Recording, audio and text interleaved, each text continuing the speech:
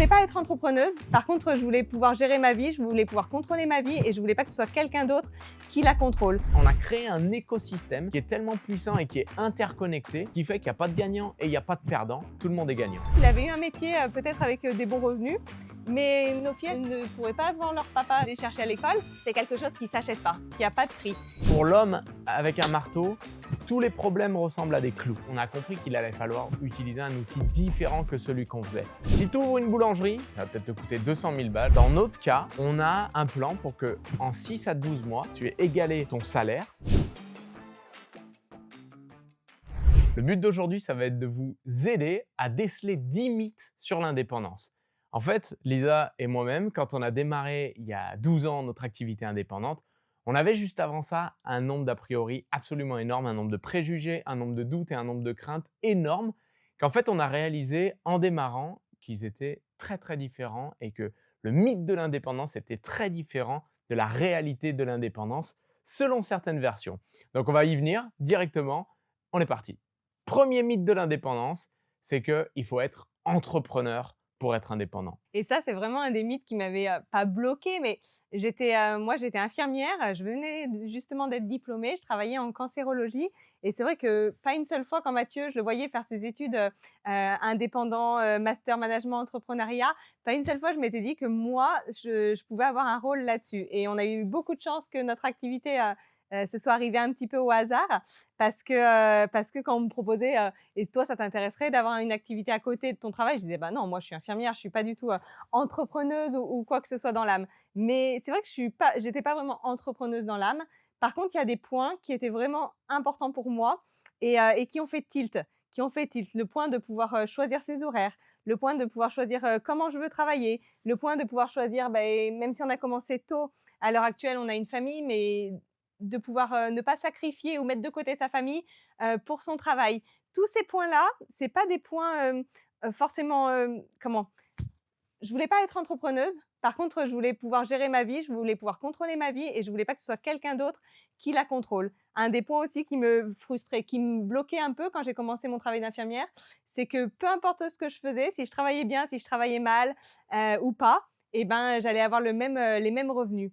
Et ça, quand j'ai découvert notre activité, c'est un des points où je me suis dit, en fait, ça, je suis pas entrepreneuse dans l'âme, mais ça compte par contre. J'ai envie de pouvoir gérer combien je vais gagner, j'ai envie de pouvoir gérer combien de temps je vais passer sur mon travail, comment je vais les passer, combien de temps je vais passer avec ma famille. Et tous ces points-là, c'est pas forcément être entrepreneur, mais par contre, c'est être indépendant et surtout, c'est prendre en main sa vie. Donc nous, on a toujours été plus inspirés par le résultat que par le moyen. Ça ne nous intéresse pas Mmh. de dire qu'on est des entrepreneurs. C'est pas le but. Le but pour nous, c'est de vivre de la manière dont on le veut et à certains égards, être indépendant, ça avait une part d'entreprendre qui était intégrée dedans. Le deuxième mythe, et lui, il est hyper important parce que pour celui-là, je suis obligé de dire que ça dépend. Le deuxième mythe, c'est que être indépendant, c'est de la solitude. En fait, si je suis honnête, oui, dans beaucoup de modèles qu'on peut choisir, ça va amener inévitablement de la solitude. C'est-à-dire que tu es tout seul face à tes factures, tu es tout seul face à tes clients, face à tes fournisseurs, etc. etc. Et ça, honnêtement, c'est dur. Et en toute franchise, comme je disais juste avant, moi, j'ai jamais voulu être entrepreneur plus que ça. J'ai toujours voulu avoir le résultat qu'ont les entrepreneurs, mais le moyen en lui-même, j'étais pas fixe dessus.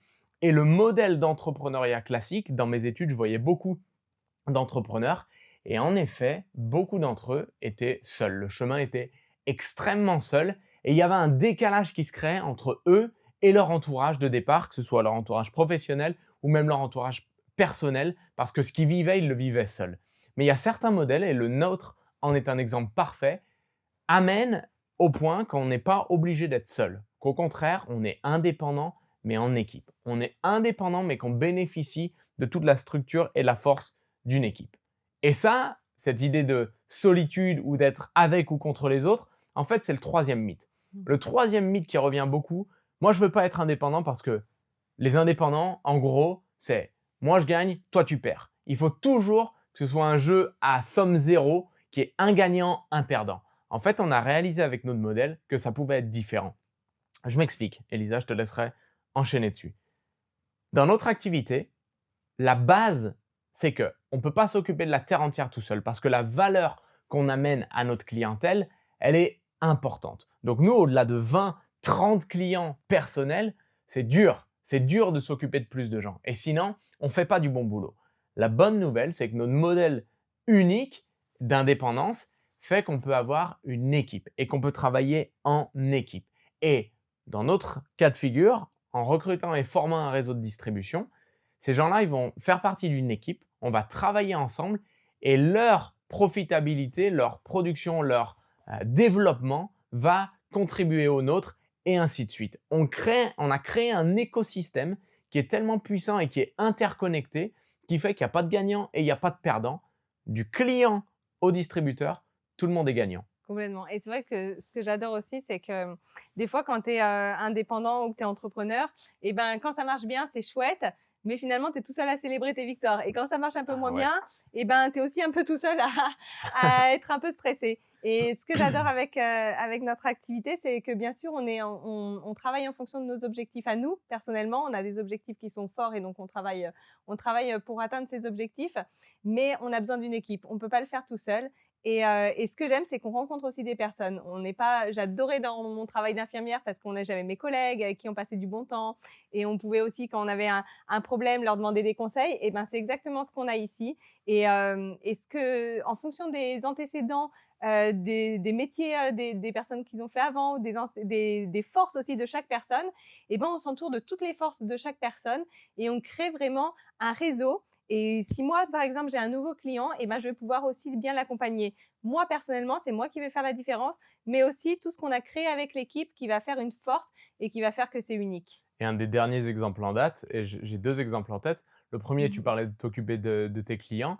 Le fait d'être interconnecté fait que dans notre équipe, on a des gens qui ont des compétences différentes des Complètement. nôtres et certains ont notamment mis en place, Ben, il a mis en place Mhm. une application sur laquelle nos clients ont accès à des séances de sport, à des recettes, et cetera. Un truc extrêmement poussé que tout seul, on n'aurait pas pu faire et on aurait été en concurrence. Alors que là, on travaille ensemble. Et la deuxième chose que je vois, c'est que l'indépendance, tu vois, dans ce mythe-là, en fait, on vit des choses ensemble. Donc typiquement, je pense à nos retraites à Malte, je pense à nos retraites Mhm. à Marrakech, je pense à toutes les vacances qu'on a gagnées. C'est unique. C'est unique de partager ça et de partager, comme tu le disais, dans les galères, on s'entraide et dans les victoires, on Mhm. s'élève. Et puis ça pousse toujours, c'est pas de la compétition, mais ça pousse toujours à faire plus. Si tu es tout seul contre toi-même, et ben, des fois tu peux, mettre ton niveau d'exigence, petit à petit tu peux l'abaisser, dire: «C'est quand même bien».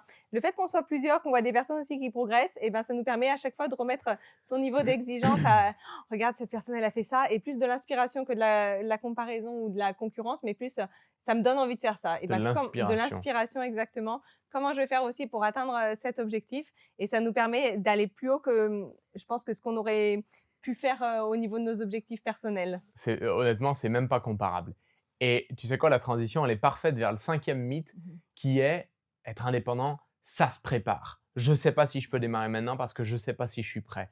En fait, nous, ce dont on a bénéficié quand on a démarré notre activité, c'est qu'on est arrivé dans une activité qui existait déjà. Bien sûr, on a pu y amener nos touches personnelles, nos qualités personnelles, nos compétences personnelles, mais la structure était déjà existante. Et en fait, le fait que ça se prépare, l'idée reçue que ça doit se préparer, oui, dans certains modèles un peu plus traditionnels, il faut se préparer. Parce que tu vas être tout seul sur ta compta, tu vas être tout seul sur ta logistique, tu vas être tout seul avec tes fournisseurs, tout seul à gérer le service après-vente, tout seul à gérer la vente. Bref, c'est énorme. Dans notre cas, quand tu arrives, peu importe ton niveau de compétence, tu arrives dans un modèle où il va falloir tout créer par toi-même. Donc, tu es indépendant, personne ne va le faire à ta place, personne ne va le faire pour toi. Mais tu arrives dans un modèle et dans une structure qui est déjà existante. Par exemple, un distributeur qui démarre avec nous, il bénéficie de nos 12 ans d'expérience en coaching individuel. Ça veut dire qu'on va lui transmettre individuellement tout ce qu'on a appris pendant 12 ans, selon certaines exigences et certaines conditions que nous, on impose, qui sont importantes.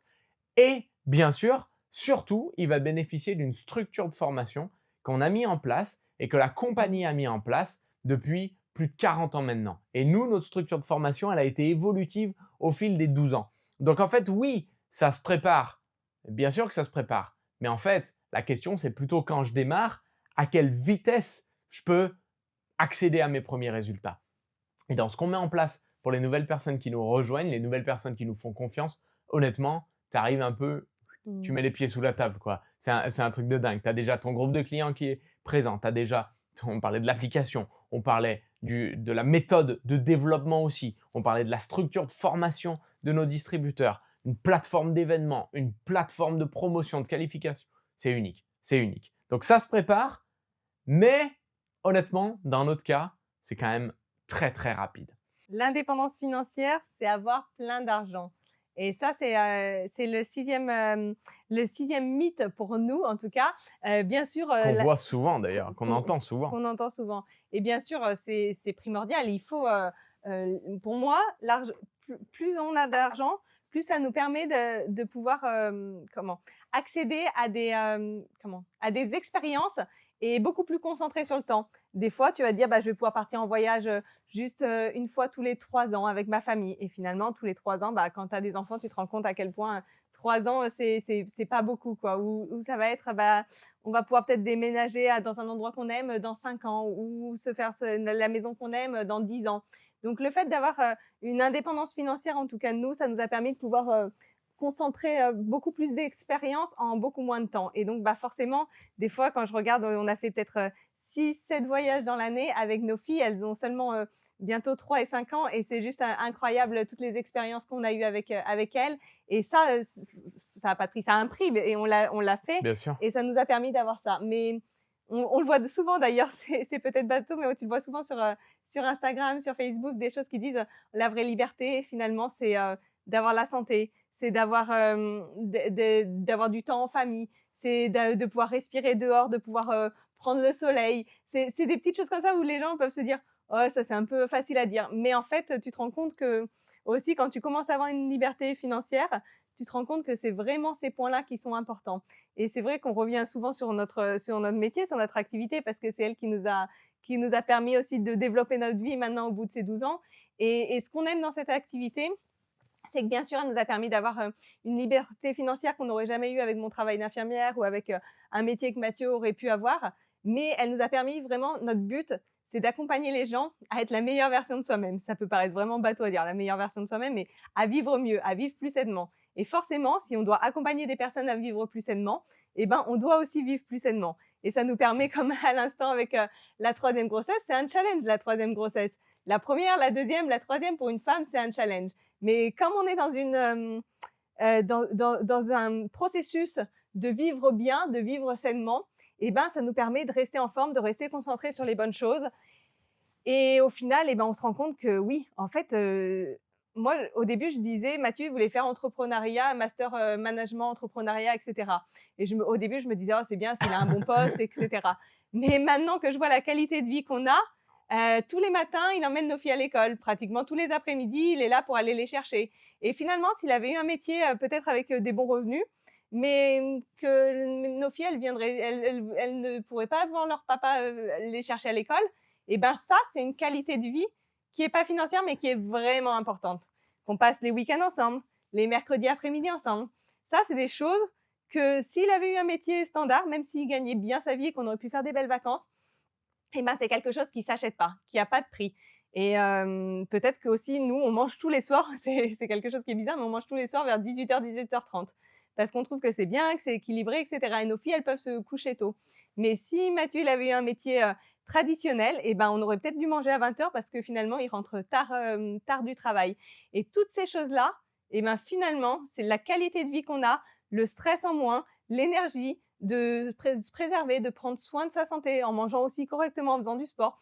On s'est profité aussi parce qu'on aime, mais toutes ces petites choses qu'on fait à l'instant, qu'on n'aurait jamais fait dans notre carrière d'avant, et ben c'est la vraie richesse. Et donc, plus que la quantité d'argent, c'est un peu d'aisance financière qu'il faut chercher. Mais, et c'est très important de le comprendre, on a un chiffre d'affaires qui est moins élevé que beaucoup, beaucoup d'entrepreneurs, mais le ratio chiffre d'affaires, qualité de vie, chez nous, il est littéralement imbattable.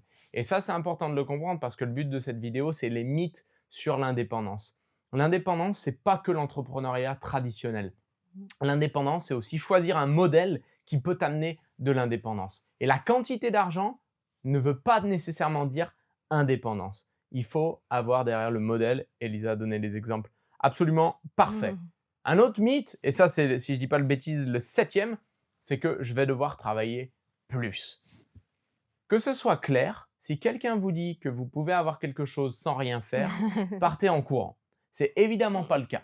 Pour devenir indépendant, il faut gagner son indépendance. Et évidemment que gagner son indépendance va passer par une phase de transition.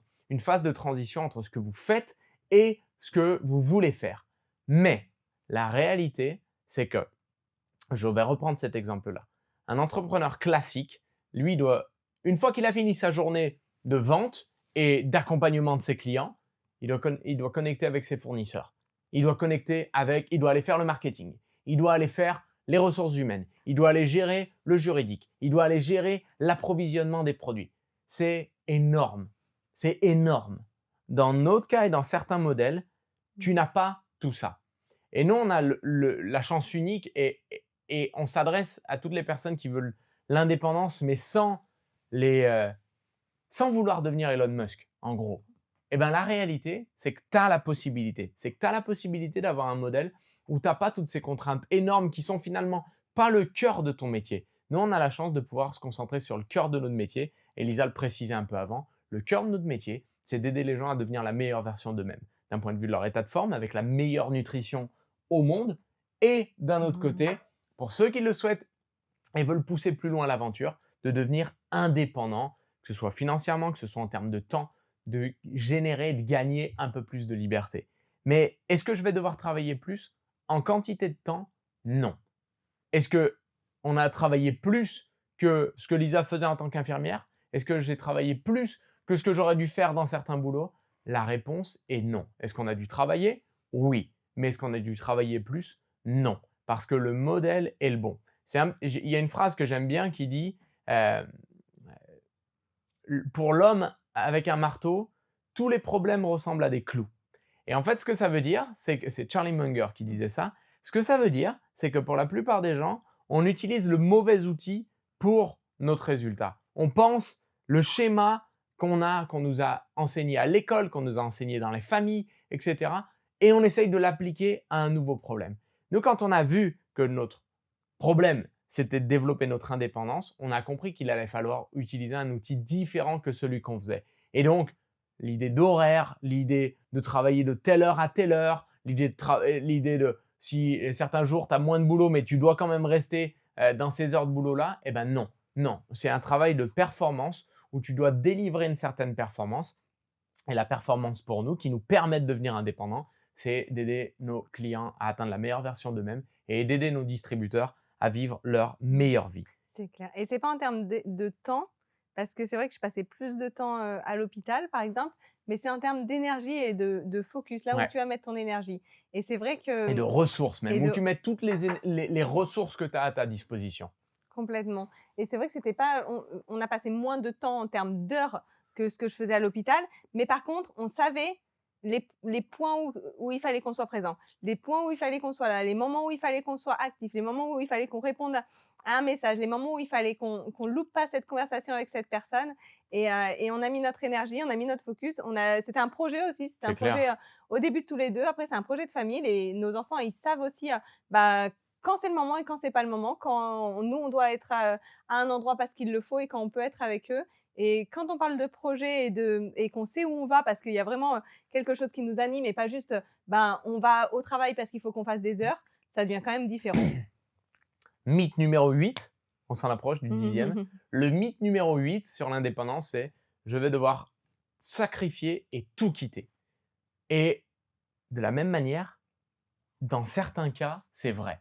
Pas dans d'autres cas, mais dans certains cas, c'est vrai. Si tu veux ouvrir un magasin, par exemple, et que tu es encore salarié, bah ouais, probablement que tu vas devoir quitter ton boulot, faire le grand saut dans l'inconnu et croiser les doigts et espérer que ça arrive. Tu ne fais pas que croiser les doigts, bien sûr, mais voilà. Et ça va avoir un impact direct sur le reste de ta vie. Et c'est évident que ça va avoir un impact direct sur le reste de ta vie parce que la pression que tu vas subir, le stress qui va être généré, le temps passé, les ressources mises, la concentration mise, ben, dans la vie, l'énergie, elle doit être allouée quelque part. Et si tu l'alloues au développement d'un business traditionnel, eh ben, cette énergie que tu mettais peut-être avant sur le développement de ta famille, ton état de forme, eh ben, il va devoir bifurquer sur quelque chose d'autre. Et le quelque chose d'autre, c'est le développement de ton business. Et donc, pour certains, oui, l'indépendance, ça veut dire devoir tout sacrifier et tout quitter.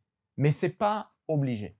Dans notre cas, ça n'a pas été le cas. En fait, et même je vais le dire, et ça ce sera l'objet d'une autre vidéo, alors on ne va pas rentrer dans plus de détails que ça, mais ce qu'on a trouvé, et je répète, on n'était pas concentré sur le moyen, on était concentré sur le résultat. Comment on voulait vivre notre vie, et on a choisi le meilleur outil pour nous amener à vivre notre vie comme on le voulait. Et donc, on a compris que un peu comme les rouages d'un engrenage, il fallait que notre travail, ce soit un des rouages qui entraîne le reste. Le reste, c'est notre qualité de vie, notre état de forme, notre temps en famille, nos relations sociales, nos carrières, nos finances, etc. etc. Et ça avait beaucoup d'importance pour nous. Et donc, on a choisi un modèle qui nous permettait non pas de venir perturber tout cet engrenage, mais qui allait générer un plus grand levier pour activer les autres. Et en fait, dans notre cas, sur les 12 dernières années, et la preuve, 12 ans plus tard, on fait encore des nouvelles expériences comme ça, mais notre qualité de vie, notre amour aussi ensemble, notre amour familial, il a fait que grandir parce que les rouages en ont entraîné des plus grands qui ont fait grandir nos ambitions, notre qualité de vie, etc. Donc, non, tu n'as pas à tout quitter. Et dans notre cas très précis d'ailleurs, quand quelqu'un démarre avec nous, je le répète, sous certaines conditions d'engagement, et vous allez comprendre pourquoi, parce que nous, on est là pour la réussite des gens qui sont avec nous, et on sait être bienveillant et gentil, et on sait des fois être un peu plus ferme là où c'est important.